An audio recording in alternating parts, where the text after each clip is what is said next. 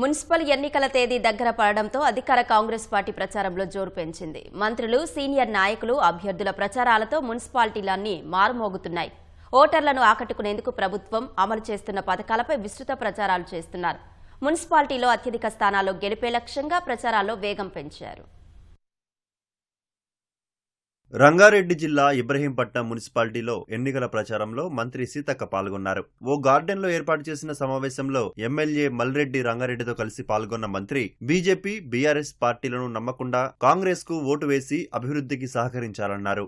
సిద్దిపేట జిల్లా గజ్వేల్, ప్రజ్ఞాపూర్ మున్సిపల్ ఎన్నికల ప్రచారంలో కాంగ్రెస్ పార్టీ అభ్యర్థులకు మద్దతుగా మంత్రి అజారుద్దీన్ విస్తృతంగా ప్రచారం నిర్వహించారు. సంగారెడ్డిలో కాంగ్రెస్ అభ్యర్థుల ప్రచార సరళి, అమలవుతున్న ఎన్నికల వ్యూహాలు, పార్టీ బలాబలాలపై డీసీసీ అధ్యక్షురాలు నిర్మల జగ్గారెడ్డితో ఏఐసీసీ సెక్రటరీ సచిన్ సావంత్ సమావేశమయ్యారు. అందోల్, జోగిపేట పురపాలికలో వైద్య, ఆరోగ్య శాఖ మంత్రి దామోదర రాజనరసింహ ఇంటింటికి ప్రచారం చేపట్టారు.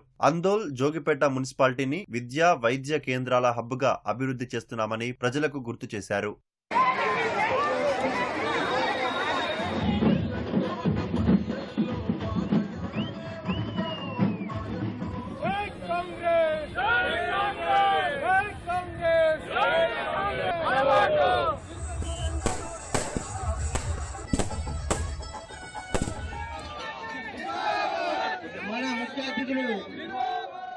యాదాద్రి భువనగిరి జిల్లా మోత్కూర్ మున్సిపాలిటీలో తుంగతుర్తి శాసనసభ్యులు మందుల సామేలుతో కలిసి మంత్రి సీతక్క ఎన్నికల ప్రచారంలో పాల్గొన్నారు.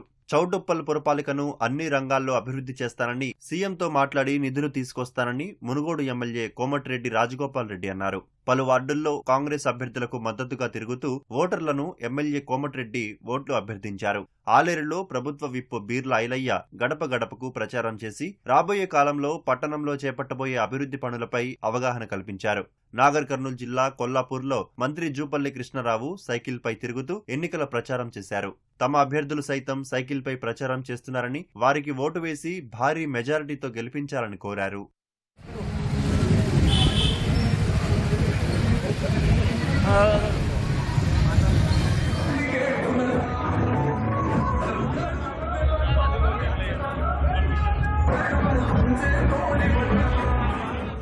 ఖమ్మం జిల్లా వైరా పురపాలిక కాంగ్రెస్ అభ్యర్థుల ప్రచారం, వార్డుల వారీగా పరిస్థితులపై ఉప ముఖ్యమంత్రి భట్టి విక్రమార్క సమీక్ష చేశారు.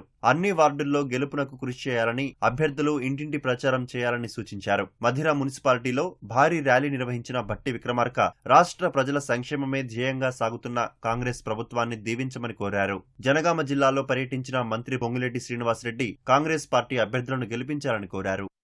ఓటేసి గెలిపించి దీవించి కార్పొరేట్లు పంపించండి.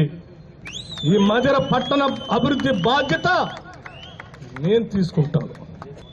నేను మాటిస్తా ఉన్నా, పొరపాటు లేకుండా ఈ అభివృద్ధి కోసం శాంక్షన్ చేసిన ప్రతి పైసా వేసమెత్తు అవినీతి కూడా జరగకుండా ప్రతి పైసా మధిర పట్టణ అభివృద్ధి కోసం జరిగే విధంగా నేను బాధ్యత తీసుకుంటాను. గత 10 సంవత్సరాలు ఇవ్వలేదు, ఈసారి ఇచ్చి చూడండి. మధిర భవిష్యత్ ఏంటో, మధిర ఉన్నతి ఎలా ఉండాలో, మధిర ఎంత అందంగా ఉండాలో, మధిర ఎంత అభివృద్ధి చెందాలో, మధిర ఈ రాష్ట్రంలోనే ఒక మోడల్ టౌన్ గా ఎలా ఉండాలో చేసి ఈ రాష్ట్రానికి చూపిద్దాం.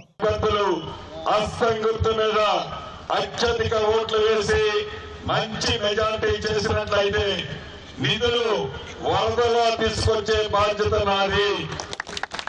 సిమెంట్ రోడ్లు కానీ, రైళ్లు కానీ, ఇళ్ల మీద పోతున్న వైర్లు షిఫ్ట్ చేసే కార్యక్రమం కానీ, ప్రతి కార్యక్రమాన్ని చేసే బాధ్యత ఈ జిల్లా ఇన్ఛార్జి మంత్రిగా నేను తీసుకుంటాను. కరీంనగర్ జిల్లా హుజూరాబాద్ లో మంత్రులు తుమ్మల నాగేశ్వరరావు, పొన్నం ప్రభాకర్లు ఎన్నికల ప్రచారంలో పాల్గొని మున్సిపాలిటీలో అభివృద్ధి జరగాలంటే కాంగ్రెస్ అభ్యర్థులను గెలిపించాలని కోరారు.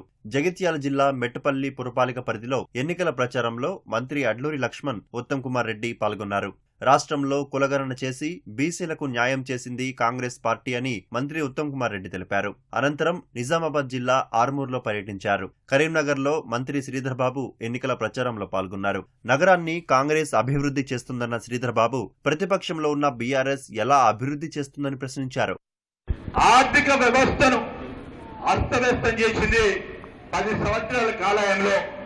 టిఆర్ఎస్ పార్టీ వీలున్నంత వరకు మేము ఇచ్చిన మాటలు 6 గ్యారంటీలో భాగంగా ఒకటి తర్వాత ఒకటి అమలు చేస్తా ఉన్నాం. ఈ రోజు ఇక్కడ బీజేపీ బీఆర్ఎస్ కలుసుకొని రాష్ట్రోత్పన్నంతో కాంగ్రెస్ పార్టీ అభ్యర్థులను ఓడించే కార్యక్రమంలో మేము చెప్తా ఉన్నాం. ఈ 66 డివిజన్లో తప్పకుండా కాంగ్రెస్ పార్టీ జెండాని ఈ కార్పొరేషన్ పైన ఎగిరేస్తాం. బీసీలకు న్యాయం చేసే విధంగా కులగణన చేసింది మా పార్టీ, మా గవర్నమెంట్. మొదటి అడుగు ఏంటంటే బీసీ కులగణన. దీని ఆధారంగానే బీసీ రిజర్వేషన్. దేశంలో ఏ బీజేపీ రాష్ట్రంలో ఎందుకు అది కనీసం కులగణన చేయలేదో కిషన్ రెడ్డి జవాబు చెప్తే బాగుంటుంది చెప్పి మనం చేస్తాం. కాంగ్రెస్ పార్టీ ఒక మహాసముద్రం. సింబల్ మీద ఎవరు నిలబడితే వాళ్ళకే మేలు జరుగుతుంది. ప్రజలు ఒక పాజిటివ్ అట్మాస్ఫియర్ తో ఉన్నారు. ఈ మున్సిపల్ ఎన్నికలు గెలవబోతున్నాం. 2028 డిసెంబర్లో జరిగే శాసనసభ ఎన్నికల్లో కూడా కాంగ్రెస్ పార్టీ గెలిచి రెండోసారి ప్రభుత్వం ఏర్పాటు చేసి స్పష్టమైన సంకేతాలు. ఎన్నికల ప్రచారానికి గడువు రేపటితో ముగినుండటంతో మంత్రులు సుడిగాలి పర్యటనలు చేస్తూ కాంగ్రెస్ అభ్యర్థులను గెలిపించాలంటూ ఓటర్లను ప్రసన్నం చేసుకుంటున్నారు.